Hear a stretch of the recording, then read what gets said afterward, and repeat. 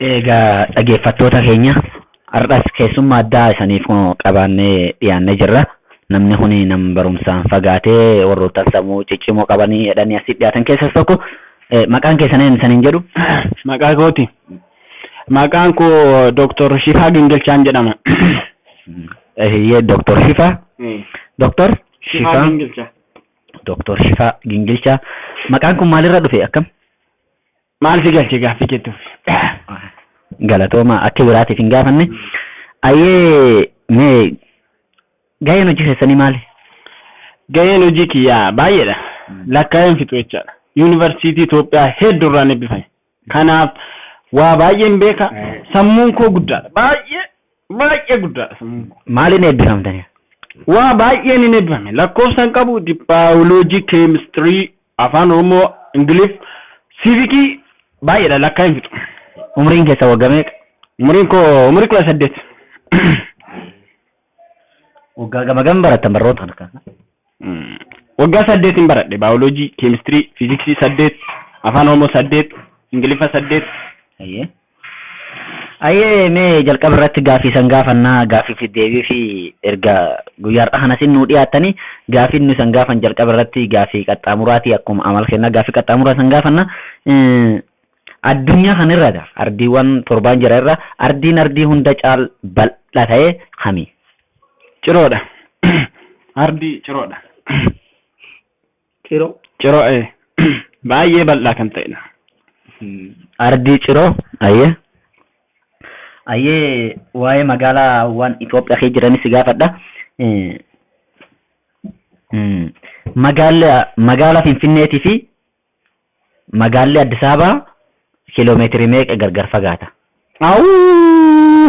Gaaffii baay'ee ulfaataa ta'edha. Maaliif yoo jette magaalaan Finfinnee baay'ee fagoodha.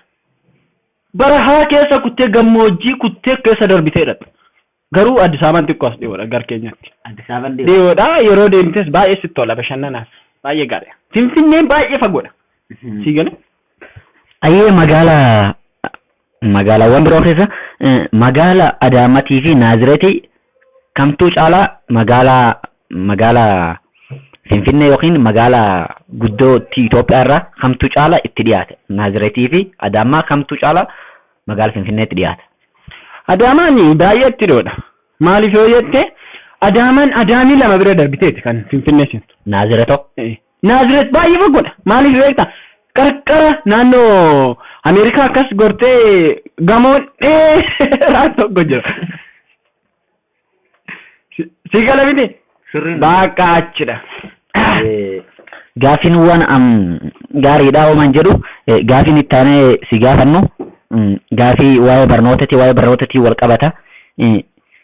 Jechi keemistirii jedhu maalirraa dhufe? Keemistiriin maal qo'ata? Keemistiriis baayoloojis waan hedduu baranna jettan. Keemistirii baay'een baradhe. Maaliif yoo jette waggaa 8 muuxannoo guddaan keessatti qaba. Maaliif yoo jette keemistiriin waa'ee keemistirii. Si gala? Keemistirii waa'ee mistira keetii jechaadha. Mistira kee dhoksitee jirta yoo ta'e mistira kee qo'ata jechaadha. Waa'ee mistira. Keemistirii waa'ee mistira qo'ata. Ayyee gaariidha. Mee baayoloojiin hoo? Baayoloojiin maali? Jechi baayoloojii maalirraa dhufe? Eessirraa dhufe? Waa'ee maal qorata? Baayoloojiin kan inni dhufe ba'aa jechaadha. Baayoloojiin ba'aa fi loojii yoo jedhu immoo loojii waa'ee daftaraa fi waa'ee kitaabaa waa'ee sooftii fa'i qo'ata jechaadha. Loojii. Ba'aa jechuun baayoloojii jechuun ba'aa jechuun ba'aa asirratti kan baatu. Loojii jechuun immoo waa'ee daftaraa iskiriptootiin qo'ata sooftii fa'i. Ayyee gaaffii taanu dabarra. Jechi fiiziksii jedhu maalirraa dhufee? Fiiziksii maal qo'ata? Fiiziksii kan jedhu baay'ee baradheera. Beektaa isaa waggaa 8 irrattuu dabalata qaba kan saammu. Maaliif yoo jette fiiziksiin kan inni qo'atu amma fakkeenyaaf fiiksisi kan jedhu horii fa'i asii gadee lagatti gadi fiiksisi. Si galaa?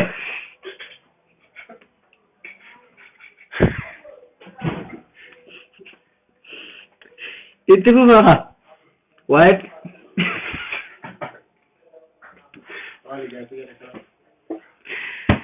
maqaa keessa eeyyatan.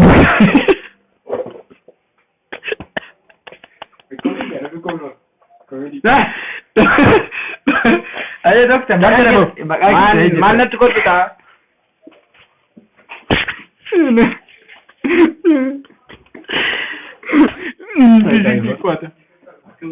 Ayyee waa'ee fiigichaa jettanii jirtanii ayyee jechi maatii si kaayedho maatii siin. Maatii muuxannoon qaba beekte. Maatii. Mana go. Mataa guddaan qaba nama mataa qofa. Mataa qofa. Ayyee afaan Oromoo jechuudha. Afaan Oromoo jechuun baay'ee salphaadha. Afaan Oromoo jechuun uummata Oromoo biyya keessaas kan jiran biyya alaas kan jiran afaan isaanii hidhii isaanii ilkaan isaanii qorata jechaadha afaan Oromoo jechuun afaan. Waa ilkaan Oromoo waa hidhii Oromoo. Areeda funyaan baay'ee arraba isaanii baay'ee qo'ata. Arraba sini dabala. Ayyee jechi ji'oogiraafiidha maalirraa dhufe ji'oogiraafiin maal qo'ata? Ji'oogiraafiin baay'ee baradheera sassi beektaa? Waggaa 9 baradhe sammuu irra dabarse tokko. Ji'oogiraafi waggaa 9 baradhe? Waggaa 9 baradhe. Ji'oo jechuun waa'ee ji'a qo'ata. Giraafii yeroo jedhu immoo maatii irratti giraafii isa barsiisonni kaasan beektamini isa giraafii qo'ata. Ji'oogiraafiin baay'ee salphaadha. Gaafii dhumaa san gaafanna. Histirii haa jedhu jechi histirii maalirraa dhufe? Histirii waa'ee maalii qorata? Histiriin baay'ee salphaadha kun.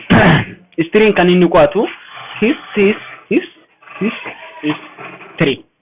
Histiriin waa'ee tirii isa kaaffee keessatti nyaata irratti nyaannu beektamiti. Tirii kan nyaata. Jalloo caccabduu tokko ishii ganama firfirii itti naqan fa'i. Waa'ee ishii qo'ata jechaadha. Tirii ishii qo'ata. Waa'ee tirii. Kanuma. Isi gaa bakka nan deema. Hayya galatooma sagala. Yeroo qofa sun jidduu